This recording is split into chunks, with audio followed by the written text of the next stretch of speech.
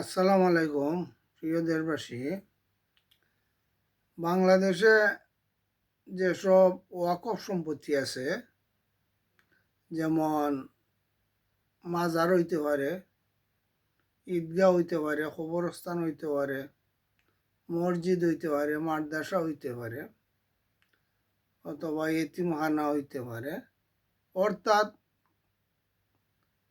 ওয়াকফ সম্পত্তি এটা সরকারি যে আইন অনুযায়ী যারা ওইসব প্রতিষ্ঠান রক্ষণাবেক্ষণ করেন,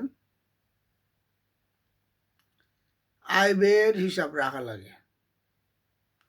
সরকার চাইলেই এগুলা তারা দেখতে পারে এবং হিসাব দিতে বাধ্য।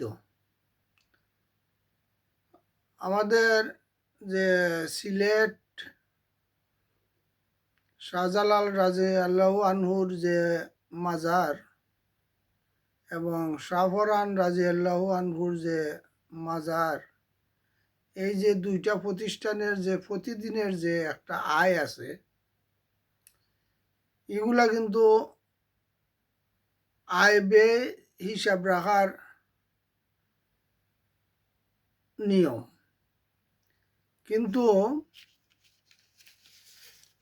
এখন দেখা যায় এই যে মাজারগুলার যে আয় ব্যয়ের কোনো হিসাব নাই, যার কারণে আমাদের সিলেটের যে ডিসি সাহেব সারোয়ার আলম, তিনি যে পদক্ষেপ নিয়েছেন এটা প্রশংসার দাবিদার।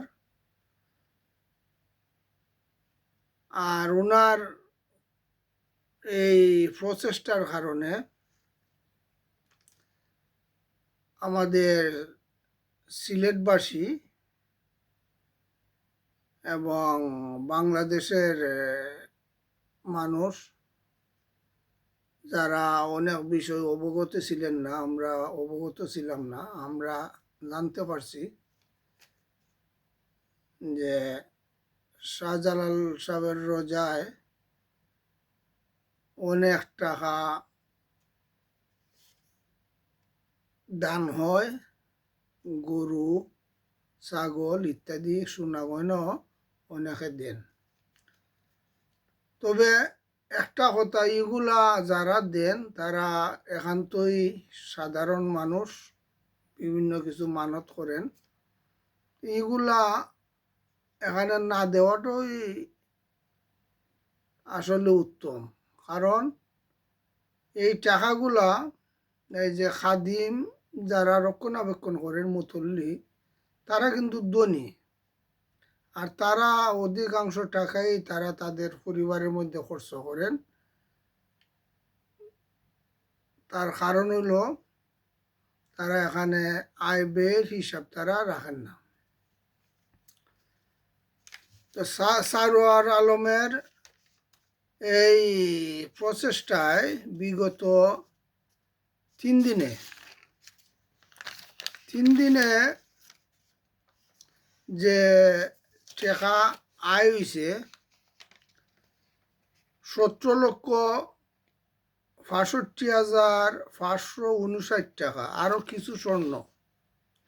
তাহলে এক সপ্তাহে কত টাকা হয়, এক মাসে কত টাকা হয়, এইভাবে যদি হিসাব করা হয় তাহলে বছরে কয়েক কোটি টাকা এই মাজারে আয় হয়।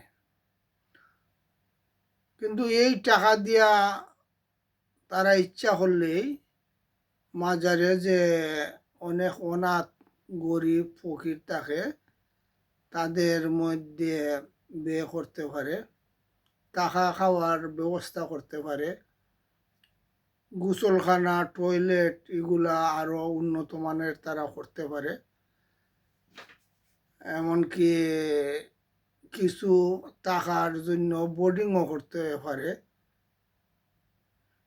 অন্তনে কম পয়সা যাতে মানুষ থাকতে পারে এই ব্যবস্থা করতে পারে।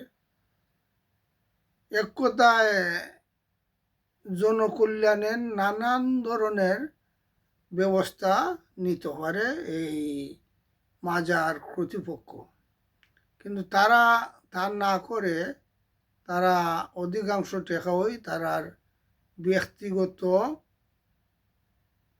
বা তাদের পরিবারের মধ্যে বন্টন করে, যেটা একান্তই নিন্দনীয়।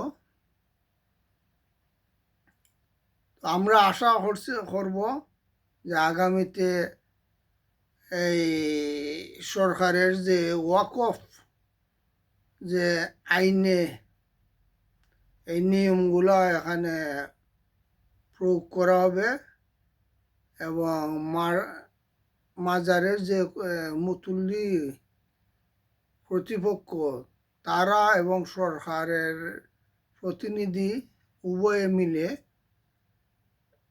এই মাজারগুলার আয় ব্যয় তারা রক্ষণাবেক্ষণ করবেন। এটাই আমরা